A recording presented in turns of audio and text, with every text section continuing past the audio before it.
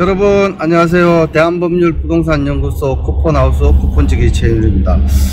오늘이 여기 시간이 보이시겠습니까? 7시 12분 12월 15일 수요일입니다. 아침에 6시 반쯤 출발을 해서 이제 서울로 가는 길인데, 오늘 서울 가는 이유가 이제 정책 세미나라고나 할까? 지금 뭐 양진영 진보든 보수든 이런 분들, 저 대한민국의 굵직굵직한 교수님들이 나와서 문재인 정부 마지막 평가라고나 할까, 뭐 다음 정부에 바라는 부동산 정책 그 세미나가 있습니다. 그래서 교수님 모시고 서울로 가는 길인데 새벽이 좀 이릅니다. 아직 어둠이 채 가시지 않았는데, 저 교수님 인사 한마디 하시죠. 예, 여러분 안녕하세요. 쿠폰하우스 여러분, 날씨가 오전하고 낮하고 기온차가 심한데 여러분 건강에 유념하시기 바랍니다. 아직 깜깜하고 오늘 교수님이 운전을 하십니다. 그래서 좀 편안하게 가는데, 오늘 세미나가 구체적으로 어떤 내용입니까? 오늘 세미나요? 네. 문재인 정부의 부동산 정책에 대한 평가,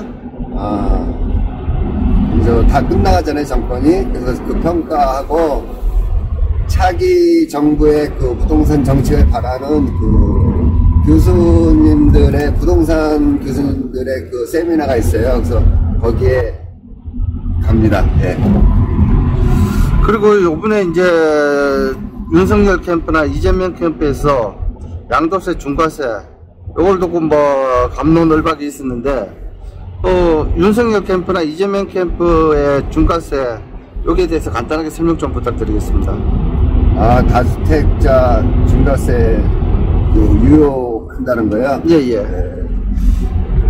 뭐 윤석열 캠프에서는 뭐 그거를 손 보겠다라고 얘기하고, 구체적인 얘기는 뭐 아직 나오질 않았습니다.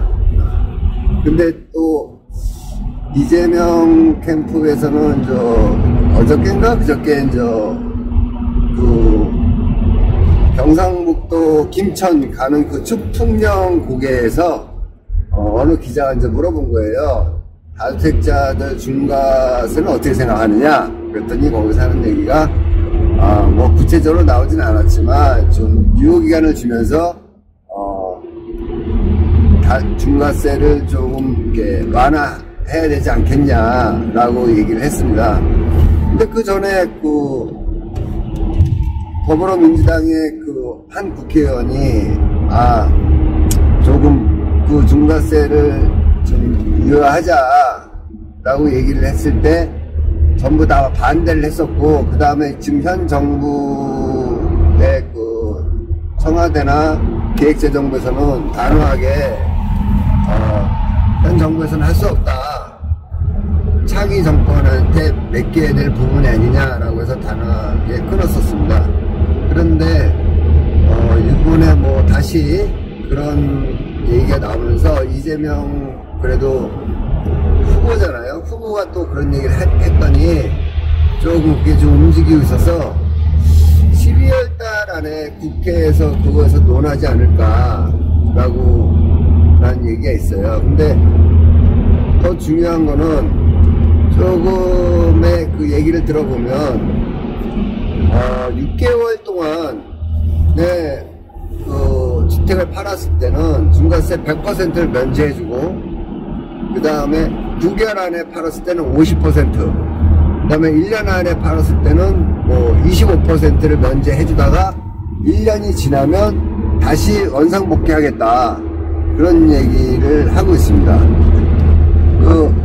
그것도 역시 좀 뭐 순간적인 그런 발상으로 나온 그런 정책의 중과세 완화가 아닌가 생각을 하는데요. 뭐 문제점이라고 하면, 사실 수도권의 이제 규제 지역이 중과세이고, 비규제 지역 우리 강원도 같은 데는 중간세가 없습니다. 양도세가. 네네. 네. 근데 이제 수도권에 대한 그 규제 지역에 중과세를 이제 없앤다 하면 사실상 지금처럼 취득세, 재산세, 그 다음에 이제 종합부동산세 이런 것들이 이제 엄청 좀 세면서 사실상 집을 사겠다는 다주택자들이 또는 이제 우리 투자가들이 집을 사는 것보다 실수요자들이 집을 사야 되는 입장에 있어서 사실상 지금 뭐 내년부터 대출 규제가 또 DSR이 2억 이상에 묶여 있고 하다 보니까 대출이 힘든 상황에서 실수요자들이 또 집 사기도 쉽지는 않을 거예요. 그게 이제 첫 번째고, 또 두 번째는 쉽게 해서 그 중과세를 폐지한다 하더라도 대출이 털어주지 않는 이상 그 실수요자들도 집 사기가 쉽지 않을 거다. 또 두 번째는 실수요자들이 집을 살 때는 거기에 입주를 하려고 할 건데 지금 현재 세입자들이 살고 있는 상황에서 6개월 안에 그 집을 세입자가 나가고 실수요자가 그에 입주를 한다는 거는 그 시간차상으로 쉽지 않을 겁니다. 그리고 또 세 번째 말씀을 드리면 아니 6개월 안에 판세 100% 면제다 보니까 집을 그 등기는 6개월 안에 먼저 해버리고 돈은 나중에 받기로 할 수도 있잖아요. 그죠? 아, 예, 그럴 수도 있죠. 예, 그 100% 면제 받기 위해서. 네.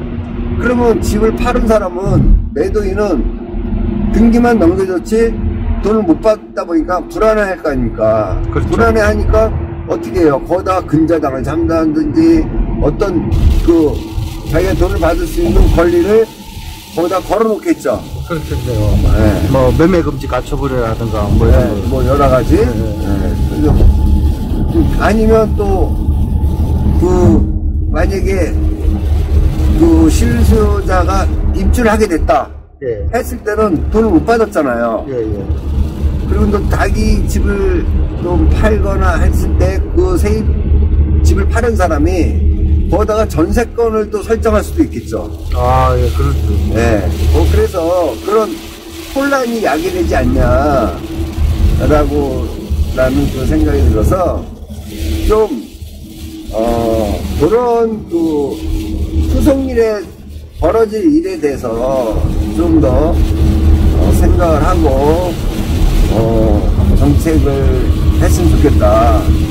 그리고 또 하나는 사실상 다주택자들에 대한 그 규제가 문재인 정부 정책에서 하나의 그 기조 아니었습니까? 네, 맞습니다. 근데 기조였는데 이제 와서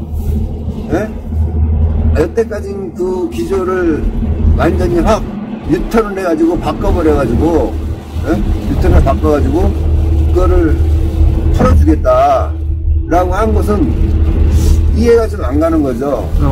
이해가 안 가십니까? 대선이 얼마 안 남았는데 이해가 안 가십니까? 네, 아니 여태까지 밀고 왔던 걸 갖다가 유턴을 하는데 유턴하는 장소에서 유턴을 해야지. 이거 중앙선 침범해야 유턴하는 거 아니냐. 아, 맞습니다. 네. 중앙선 침범해서 유턴하는 것 같습니다. 네, 그래서 조금의 그러고 나서 이게 이제 그때 또 막 바뀌어버리는 그 카멜레온 같은 그런 정책이. 아, 카멜레온 정책. 네, 카멜레온 정책이 아니냐. 이런 판단이 지금 들게 돼서 조금, 네, 뭐 30번 가까이 되는 정책을 펴오면서 매번 그러지 않았냐 이런 좀 아쉬움이 남고요. 그렇게 매번 카멜레온 정책들을 펼치다 보니까 국민들은 더 힘들어하고 혼란스럽고, 근데 그것도 장점이 있어요. 무슨 장점이 있냐? 수많은 정책들을 막 나오다 보니까 국민들이 부동산에 대한 관심하고 부동산에 대한 공부를 많이 하게 됐다. 아, 예, 맞습니다. 네. 그래서 이 부동산에 대한 공부를 많이 하다 보니까 또 재테크에 또 관심을 갖게 됐더라, 국민들이. 그래서 국민을 공부시키는 정부다. 이렇게 생각을 하게 됩니다. 뭐 국민을 공부시키는 정부도 맞는데 이거 어쩌다가 매를 한번 맞아야지 매 무서운 줄도 알고 겁도 내는데 너무 자주 맞으니까 만성이 생겨가지고 이제 뭐 이제 정책을 내든 뭘 하든 겁도 안 나는 것 같습니다. 그리고 이제 제가 봤을 때는 그렇습니다. 정부에서 하는 게 지름길이라고 화살표를 내놓은 것 같은데 그 지름길로 따라가면 끝이 낭떠러진 것 같습니다. 이 만화와 같은 그런 이야기가 펼쳐지는데 혹자는 어디 인터넷에 떠도는 이야기인데 이게 보면 이성의 원칙을 갖고 나누는데 이성의 원칙에는 뭐 두 가지가 있다고 합니다. 두 가지가 있는데 그게 하나는 이제 일관된 원칙이 이성, 그렇게 원칙 이성과 그 다음에 원칙 이성을 또 바꾸는 기회 이성, 기회 이성이랑 원칙 이성이 있는데 원칙 이성은 어느 한 정당 후보를 두고 이야기하는 거죠. 그리고 이제 기회 이성은 또 다른 정당 후보를 두고 이야기하는 건데 뭐 서로 장단점이 다 있습니다. 원칙 이성은 좀 우직하고 뭐 뚝심 있게 밀어붙인다. 대신 융통성이 없다. 그런데 기회 이성이라는 것은 좋은 말로 하면 응기응변 강하다. 응기응변이 강한데 나쁜 말로 하면 그때 입맛에 맞는 말을 한다. 뭐 그런 이야기들이 있더라고요. 있는데 뭐 그런 정치적인 이야기는 뭐 조금 접어두고 저희가 지금 7시 반이 다 돼 가는데 서울을 가서 교수님 모시고 세미나에 참가해서 세미나 잘 하고 그렇게 돌아오겠습니다. 교수님 뭐 마지막으로 하실 말씀 없습니까? 모든 국민이 그럴 거예요.